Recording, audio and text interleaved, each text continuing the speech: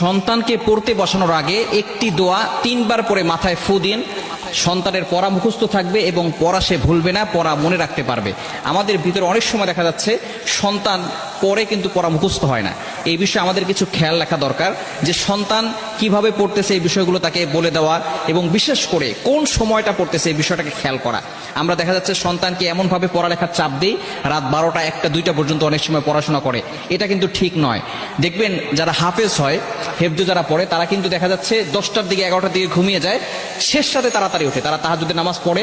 এরপর ওই সময়টা তার মেধাটা প্রশস্ত থাকে।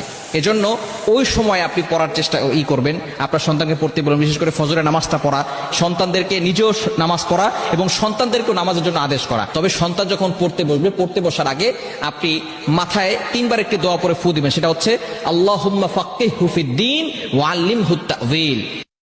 বাবা তুমি আমার বেঁচে থাকার কারণ, নেই তোমার মতো কেউ এতটা আপন।